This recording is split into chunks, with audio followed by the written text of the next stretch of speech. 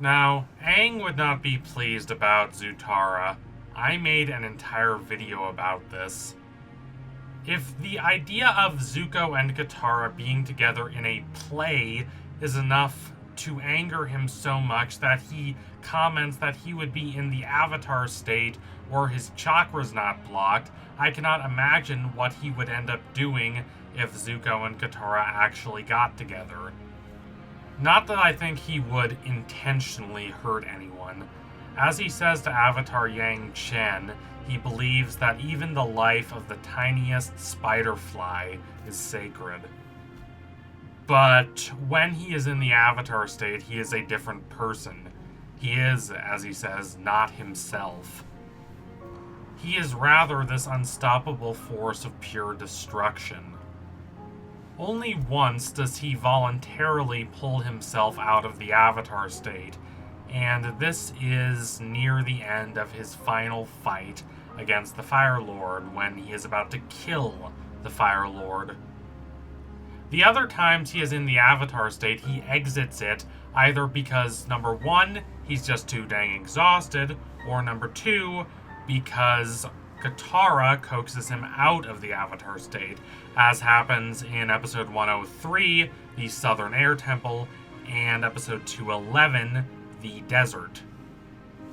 She soothes his mind and spirit, and of course I should not have to say that this would not be the effect her presence would have on him if he learned that she didn't like him romantically, that she preferred Zuko. It is thus not a contradiction to believe that, number one, Aang would never intentionally hurt Katara or Zuko, and number two, if Aang did ever discover that Katara and Zuko were a couple, they would be best to run for their lives. But eventually Aang would become accustomed to Zuko and Katara being a couple. He would realize that you can't influence passions of the heart. You would become more mature. You can't make someone love you if they don't. That's a part of spiritual maturity as well. Korra in The Legend of Korra understands this. When she becomes spiritually mature, it is not only because she gets past her objection to meditating, or because she becomes comfortable communing with the spirits, but also because she no longer allows herself to be ruled by fits of passion. Now, this does not mean she's not still passionate. She is. The fire within her burns as strong as ever, maybe stronger now, but she knows how to better control it. Trying to control your passions does not mean you should allow yourself to become a robot who only cares about logic or reason. It does not mean you should become dispassionate. Without emotion and spirit, logic and reason make you no better than a Vulcan. But she keeps her emotions and passions in balance. She sees them in context beyond her limited personal worldview. Aang, as he grew up, would likely become better at this over time. He would think beyond himself, not just in terms of, oh, I need to save the entire world, but in terms of, oh, like, how are these people specifically looking at the world, and how does that contrast with my perspective? Aang would gradually accept that, yeah, his childhood crush on Katara was nothing more than that, and it's okay that his affections were not reciprocated. But I am, at least in the context of this video, less interested in the personal feelings of the Avatar than I am in the sociological implications of this pairing in regards to the world of Avatar. How would it change the world of Avatar? How would it affect that world? What would people in this world think of it? Now, the biggest change between Avatar: The Last Airbender and The Legend of Korra is not the advance in technology. That is one of the bizarrest criticisms I've seen of The Legend of Korra, is that the technology advanced too fast. I mean, that's just born of pure ignorance. I mean, Dislike Korra if you want, but dislike it for reasons that are actually founded in logical fact instead of ignorance. Yes, the technology did advance fast, but one could argue that the technology in our world advanced even faster from that point. Think about the United States from 1850 to 1920. That's 70 years, the same period between Avatar and Korra. And possibly the most rapid period of industrial development in the history of the United States. I mean, I'm only using the United States because it's my country. I mean, industrialization did happen similarly fast for countries like Germany and England in these different time periods. Industrialization just completely overturned the pre-existing world order, and it did it extremely quickly. Now, I could just ramble on about this for the rest of the video, but I don't think that would be productive, so I'll just leave you with a few numbers that demonstrate just how vast the change was. In 1850, in my country, the United States, 15% of the population lived in cities in 1850. By 1920, that number had grown to 51%. Over half the people lived in cities. And these were not the kind of broken down, unimpressive cities of yore. I mean, yes, there were some impressive cities way back in the day, but the industrial city was a different beast entirely. In the old city, you would not see skyscrapers, for instance. Skyscrapers did not come around until the latter half of the 19th century. Before that, the tallest building in your city, even this big modern city, was probably the old cathedral. Again, industrialization changed everything, and Korra really reflects this.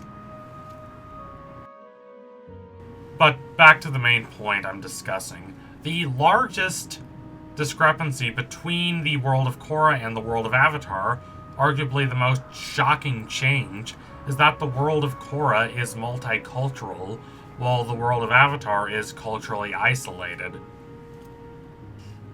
There's very little ethnic mixing in Avatar: The Last Airbender.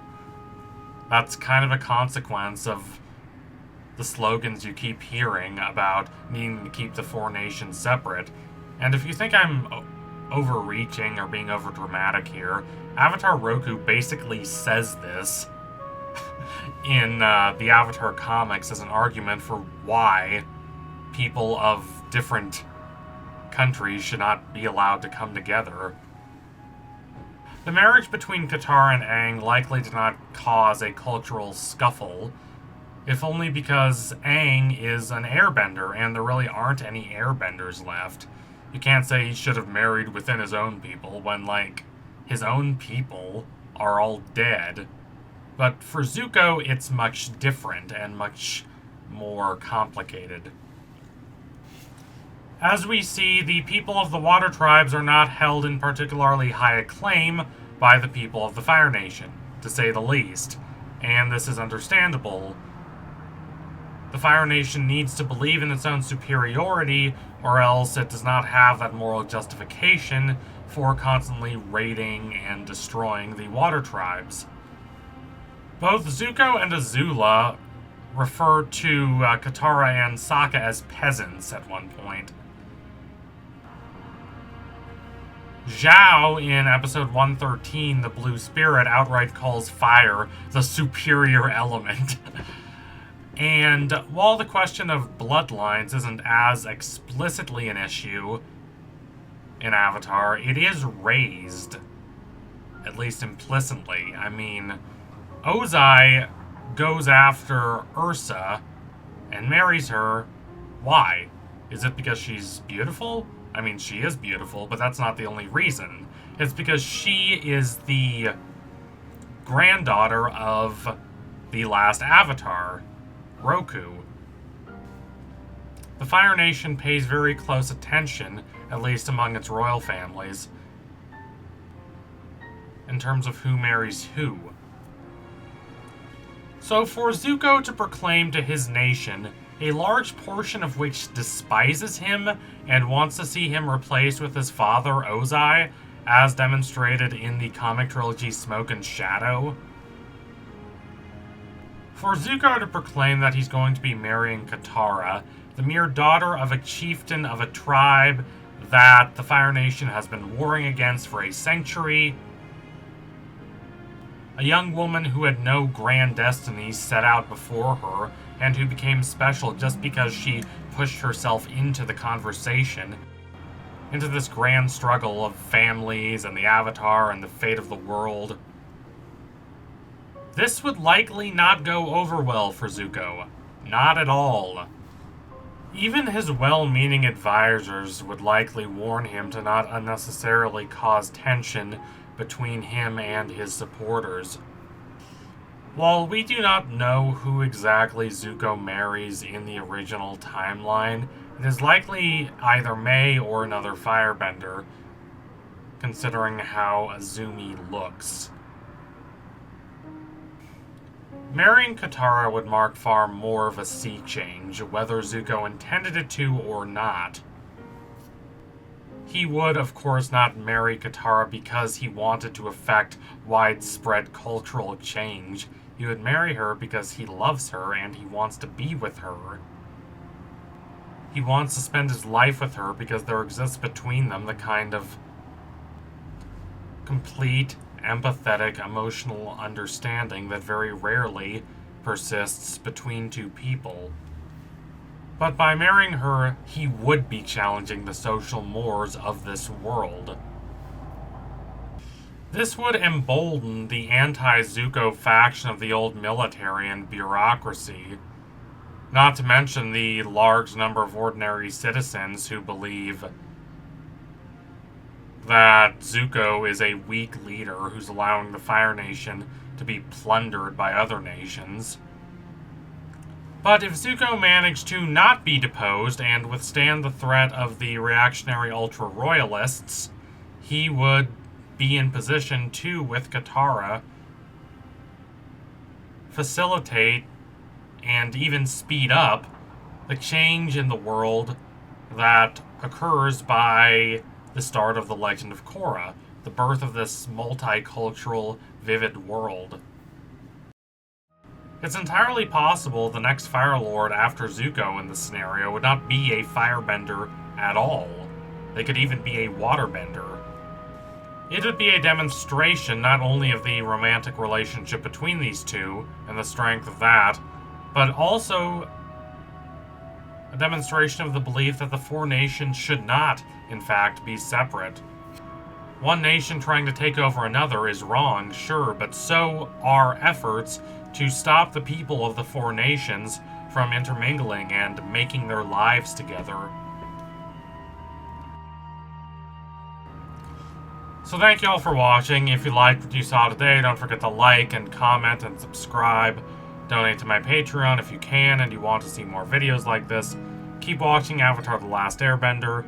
It is a bold, brilliant, heartfelt, empathetic show that is only growing more relevant with time, and I am so glad it's finally receiving the attention it deserves. Let's hope the live-action show is good. Fingers crossed. I don't have a lot of confidence in it, but let's hope we're lucky. Anyway, tune in soon for my next analysis. It will be coming soon. Thank you all again. Adios, comrades.